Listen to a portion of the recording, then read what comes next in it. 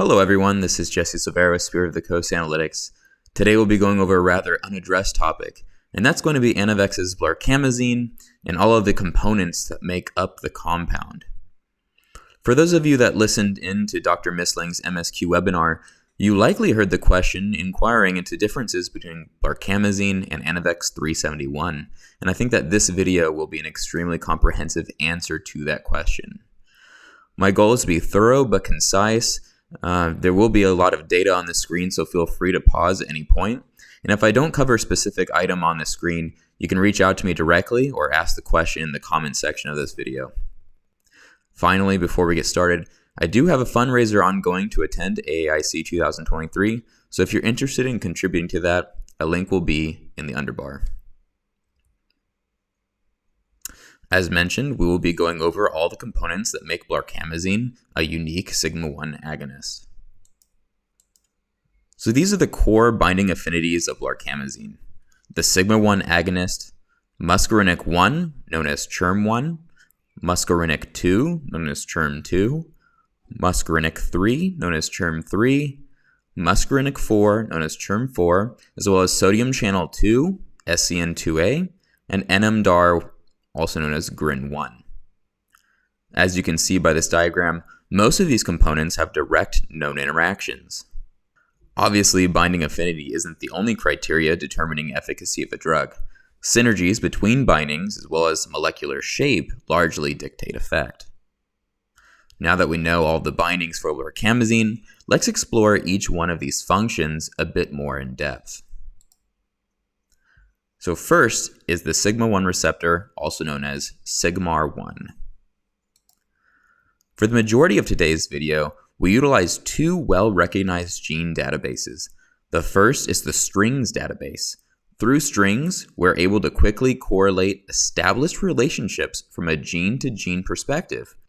In other words, which genes interact with each other.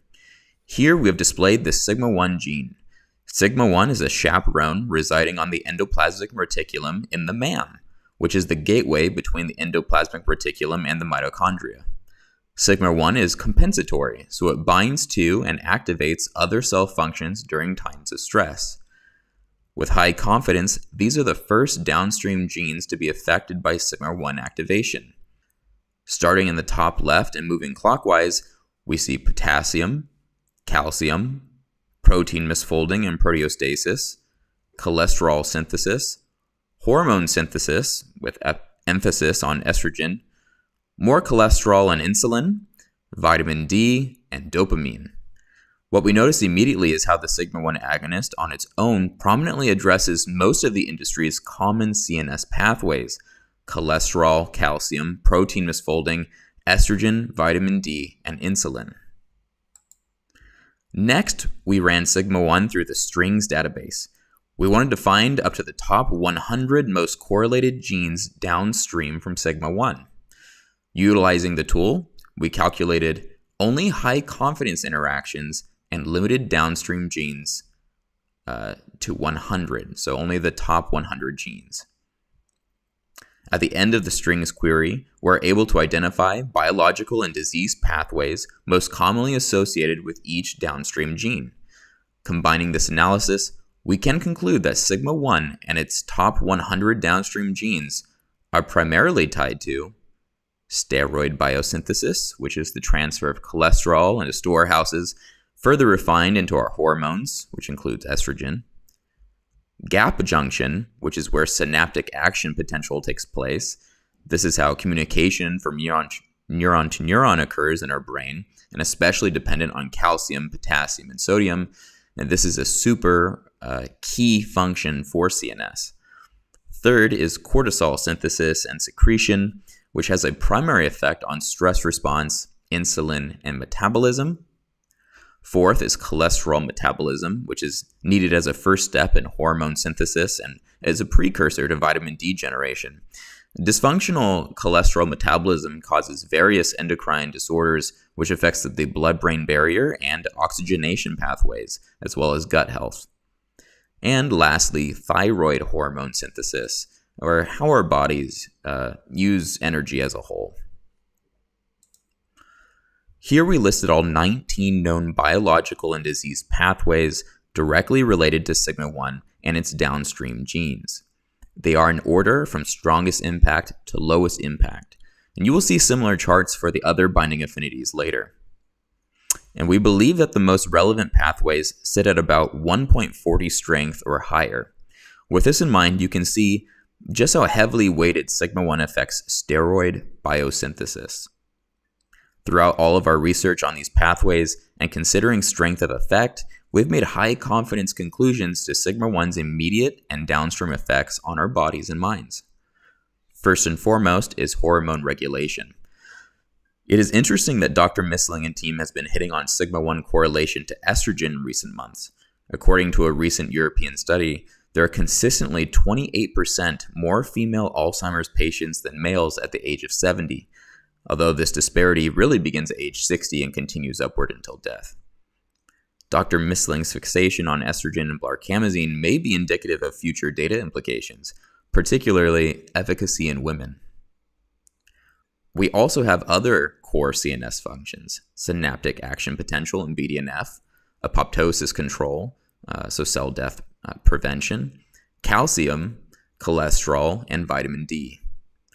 Potent dopamine, especially D2 for motor control, insulin sensitivity, protein misfolding and accumulation, which is of course a key component in Alzheimer's and Parkinson's disease, inflammation reduction, mitochondrial health, oxidative stress reduction through the electron transport chain, ATP, or energy production, and finally, gene translation, transcription, and chromatin remodeling to make sure that our genes that were dampened in stressed environment go back to regular operating conditions. So to summarize, Sigma-1 is a key underlying regulator needed to provide baseline homeostatic return to the cell. Meanwhile, other binding affinities like M1 and M2 provide high-powered tailored effect. Diversity within the body holds the Sigma-1 chaperone as a holistic, full-body aid, triggering compensatory mechanisms during cellular stress, and again, heavy emphasis on hormone regulation may explain Anavex' interest in estrogen as a potential for escalated CNS disorder rates in women. Now, the next gene that we'll explore is the Muscarinic I, also known as CHRM1. We ran Muscarinic I through the strings database with the same requirements as Sigma-1: high confidence, complementary, and downstream genes only.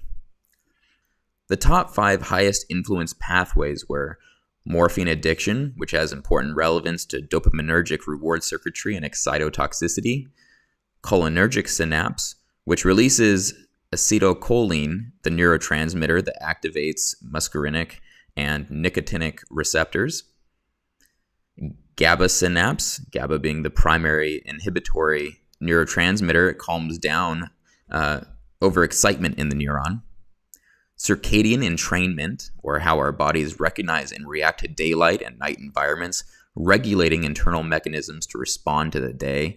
This has heavy implications in the cardiovascular system and sleep. And finally, the glutamatergic synapse, which is the counter to GABA. Glutamate is the primary excitatory neurotransmitter, which has major roles in learning and memory. So there were 81 biological and disease pathways tied to CHRM1. Here we laid out the top 25 strongest pathways and our overall findings. Muscarinic I has major play in neurotransmitter homeostasis, the GABA-glutamate axis, serotonin, and dopamine. The receptor has heavy implication in synaptic action potential and calcium regulation. It is playing addiction, withdrawal, and immune functions, psychosis like schizophrenia, mood, and sleep. It also has impact on motor function, apoptosis, and gene transcription, insulin, and breathing via effect on smooth muscles like lungs, as well as allergic inflammation. So to summarize Muscarinic I, the receptor is extremely potent with heavy ties to motor, cognitive, and psychological aid. Meanwhile, it also has lesser impact on some of the key functions provided by Sigma-1 earlier, like apoptosis, gene transcription, and inflammation. The next receptor is Muscarinic II, also known as CHRM2. ran through strings, the 5 highest influence pathways tied to Muscarinic II and its downstream genes include, once again, morphine addiction, so dopaminergic implication, GABA, circadian entrainment, cholinergic synapse, and serotonergic synapse. Of the 39 biological and disease pathways associated to Muscarinic II, we displayed the top 25. While there is quite a bit of overlap with Muscarinic I, there is some key differentiation. First, Muscarinic I encompasses more diversity in which pathways they affect. If you recall, M1 impacted 81 pathways, whereas Muscarinic II impacts 39. However, Muscarinic II has greater impact on the pathways it interacts with, so greater strength as a trade-off for breadth of effect. You see that the strength scores for Muscarinic II are very high, mostly over 1.5, whereas Muscarinic I scores were mostly under 1.5. Muscarinic II has higher impact on neurotransmitter homeostasis with higher emphasis on serotonin, synaptic action potential, addiction, withdrawal, and immune function, mood, and sleep, with studies specifically associating bipolar disorder and major depressive disorders, motor function, protein degradation, vascular development, and heart health. So to summarize Muscarinic II, the receptor holds many similarities with Muscarinic I in the cognitive domain.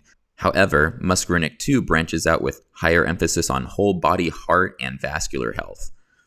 It's also notable that Muscarinic II has ties to proteostasis, or protein clearing. The next receptor is Muscarinic III, or CHRM3. Pathways associated with Muscarinic III are quite distinct from the previous two receptors.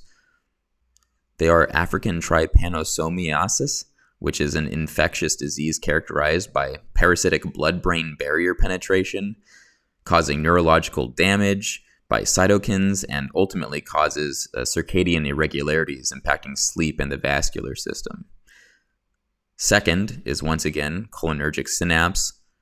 The third is long-term depression, which is a common ailment of CNS disorder sufferers. Fourth is GnRH secretion, which impacts testosterone production in men as well as estrogen in women. And finally is long-term potentiation, a calcium-dependent memory function influencing long-term memory. So of the 59 total biological and disease pathways associated to Muscarinic III and its downstream genes, we've displayed the top 25, most of which feature extremely high strength over 1.8. Our key takeaways are Muscarinic III receptors' strong immune system functionality, depressive and bipolar ties, stress response, oxidative stress control, calcium funneling, insulin secretion in diabetes, fluid regulation via sweat, bile, and saliva, intestinal motility and bladder control, cholesterol and hormone regulation, once again focusing on estrogen. To summarize Muscarinic III, M3 is significantly different than the other muscarinic receptors thus far. Muscarinic III has strong ties to the immune system, insulin response, depression, and bipolar disorders, plus stress response, which may tie into the aforementioned mood disorders. While Muscarinic III has lower emphasis on synaptic function and cognition, the receptor compensates with unique aid to the gut with intestinal motility and bladder function. Our last muscarinic receptor is Muscarinic IV, or CHRM4. Muscarinic IV did not have many archived complementary or influence genes. However, of the top 5 pathways, they are GABA, cholinergic synapse, morphine addiction, circadian entrainment, and serotonin. There are only 23 biological and disease pathways associated with Muscarinic IV and its known downstream genes, some with high strength. Our key takeaways from Muscarinic IV is that the receptor influences genes with diverse roles, has strong ties to the dopaminergic pathway, direct ties to psychosis, schizophrenia, addiction, calcium, and the GABA-glutamate balance axis. Summarizing Muscarinic IV, studies are lacking for the receptor, but evidence suggests Muscarinic IV plays a role in motor function, psychosis and delirium, and synergizes nicely with the other muscarinic receptors when it comes to calcium and neurotransmitter release and function. It also appears to influence the GABA-glutamate axis to balance neuronal excitotoxicity. Next is the sodium channel site 2, also known as SCN2A. Ran through strings, SCN2A has 3 associated pathways. Taste transduction, which is lost or degraded in many CNS patients. Aldosterone-regulated sodium reabsorption, which is key to total body sodium levels and blood pressure, amongst other facets. And adrenergic signaling, which stimulates nerves. It's how adrenaline is signaled. Through further research, we came to the following key takeaways. SCN2A heavily dictates our ability to detect bitter, sweet, and umami flavors. The sodium channel also has ties to ATP and energy flow, acetylcholine secretion, which naturally boosts muscarinic potency, infantile spasms and autism, rare forms of ataxia, and heart health via adrenaline signaling. To summarize the receptor, this gene most importantly has well-defined roles in epilepsy, seizures, and autism. And our last binding affinity is NMDAR, also known as GRIN1. GRIN1 produced the following highest influence pathways: nicotine addiction, which has implications in dopamine release and psychosis; amphetamine addiction, again with ties to dopamine release, as well as CREB inhibition, thus affecting gene transcription and translation; long-term potentiation; cocaine addiction, which influences dopamine blocking; and lastly, glutamate, which isn't surprising as this is the function of NMDAR. GRIN1 had a massive 111 influence biological and disease pathways with weaker influences.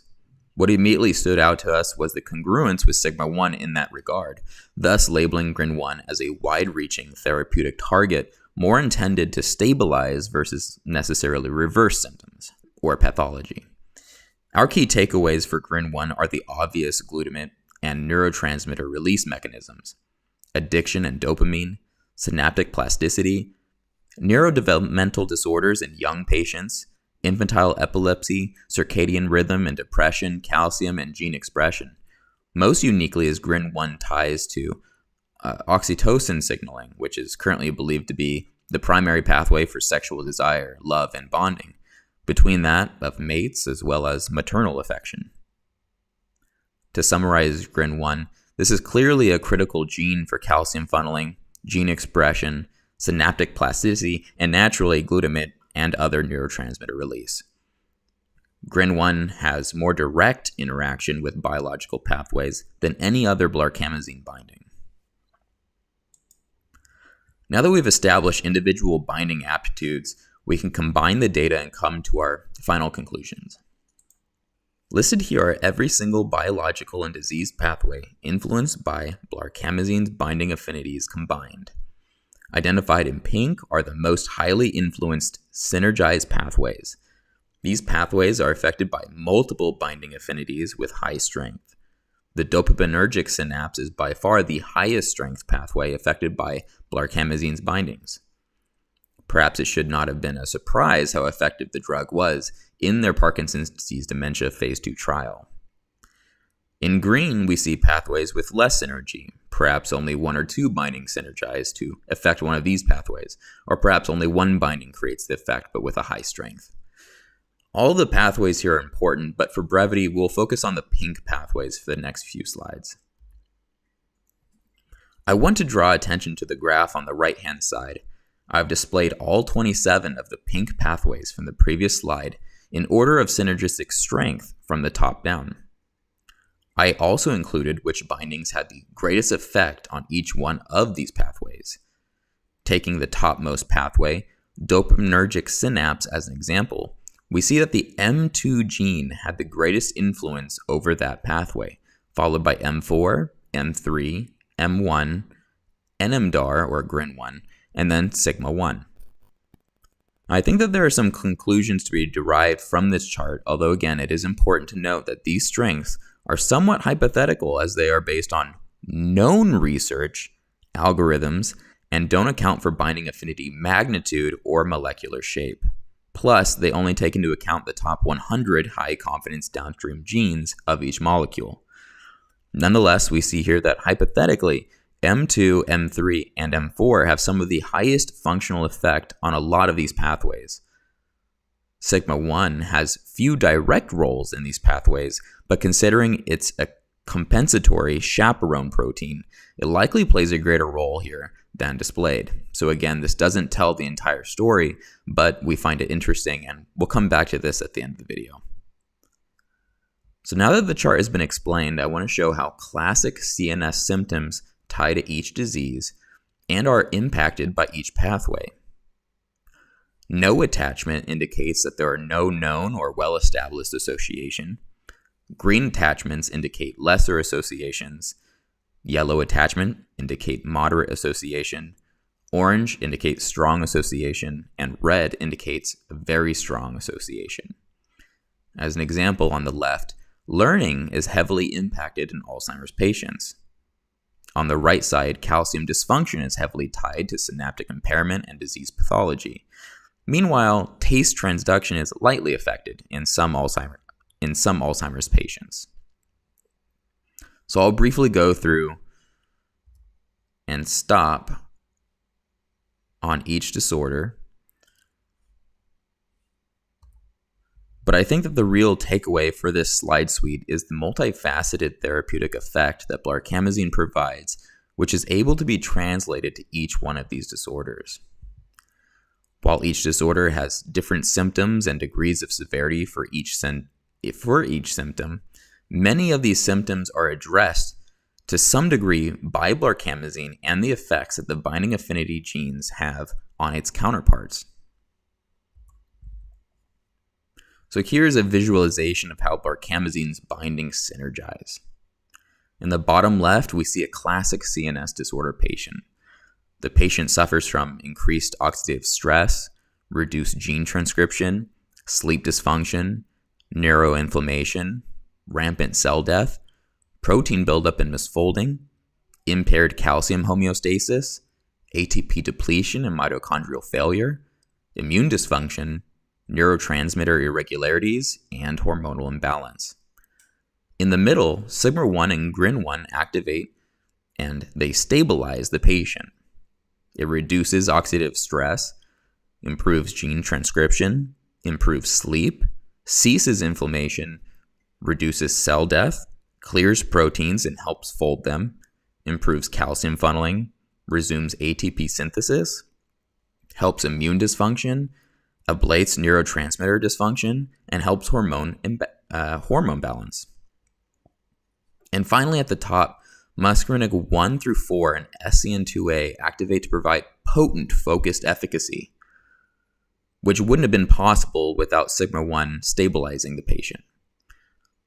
This further reduces oxidative stress, gene transcription, cell death, protein buildup and folding, calcium homeostasis, immune function, neurotransmitter regularity, and hormonal balance, bringing the patient from a state of stabilization to the point of reversal.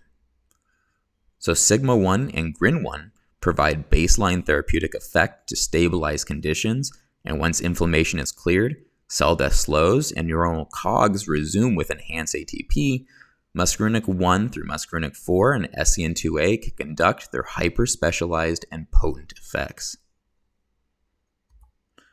To summarize today's lengthy presentation, I think it's important to note how important blarcamesine's binding affinities play synergistic and distinct roles in the drug's therapeutic outcome. During this research, I was most surprised by the emphasis on cholesterol, hormone regulation, addiction, psychosis, and most of all, love. Thank you all for listening. If you have any questions, drop them below or reach out to me by email. Thank you so very much.